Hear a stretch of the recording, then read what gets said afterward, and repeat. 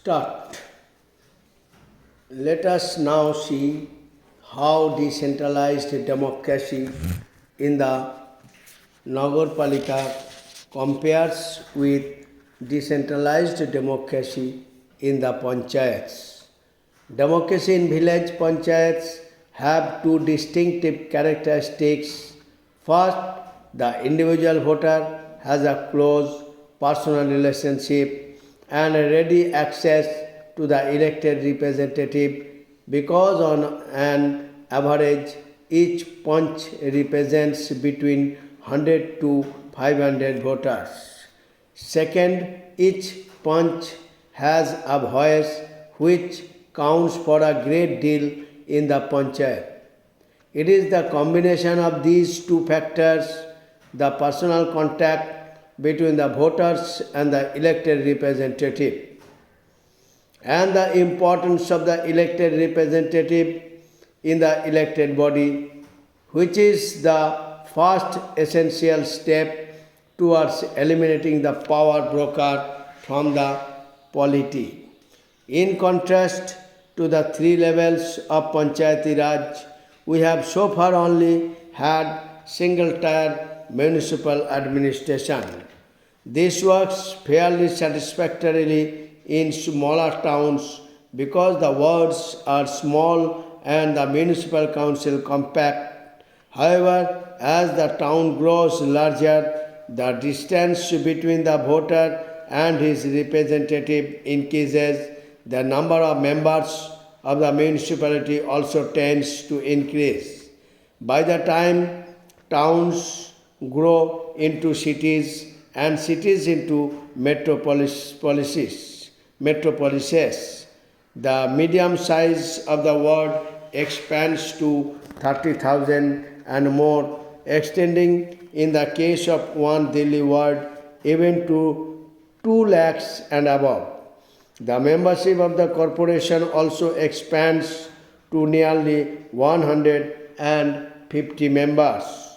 To bring democracy in urban settlements closer to the people in the mohallas and the neighborhoods where they live, the Nagarpalika bill proposes two changes. These changes are by no means a radical new departure. They build upon existing informal arrangements and administrative structure in all urban settlements with a population of a lakh or more. We propose the construction by direct election of wards committees to whom the municipality will develop local powers and local responsibilities and such finances as are required to carry out their assigned tasks. We leave it to state legislatures to determine the territorial area and size of population which will be served by a wards committee. We would hope the jurisdiction of a committee would be sufficiently compact to give citizens a sense of personal involvement in the affairs of their neighborhood and ready access to the elected representative to deal with their ward level problems. The ward councillor will be a member of the wards committee and will constitute the link between the ward and the municipality. 400. The cities with a population above 3 lakhs, we propose that the chairpersons of the wards committees be constituted into a zonal committee. The determination of the territorial area and size of population falling within a zonal committee is left to the state legislatures to decide. Powers, responsibilities and finances will develop to the zonal committee from the municipal corporation. A great advantage of the introduction of a two-tier system of municipal administration in the larger municipal councils and of a three-tier system of municipal administration in municipal corporation is that it will leave councillors and corporators free to deal with city level issues with matters of policy such as city-wide infrastructure, overall economic and social development, linkages with neighboring municipalities, and economic interaction with the district as a whole. Hitherto, the absence of effective representative local self-government has introduced a glaring distortions in our system.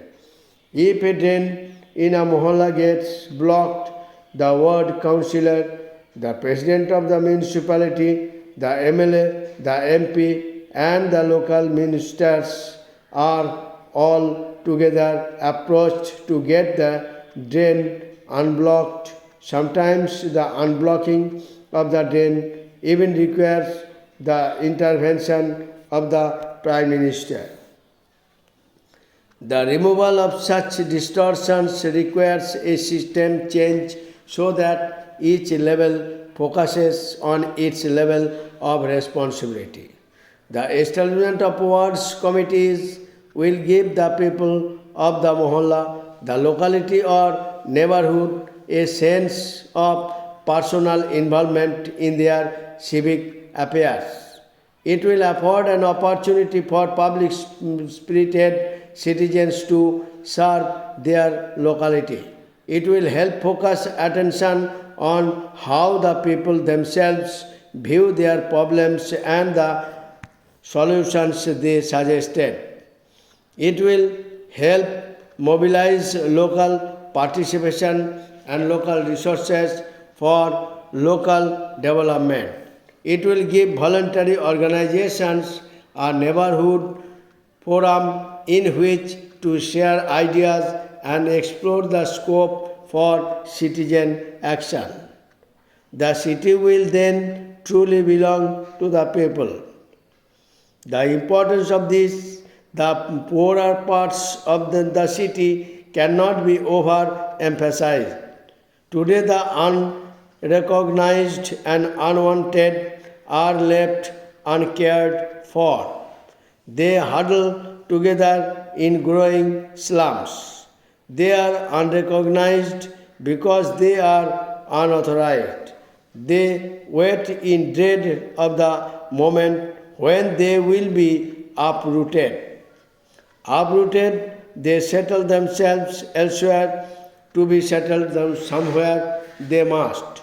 That they are unauthorized does not mean they do not exist.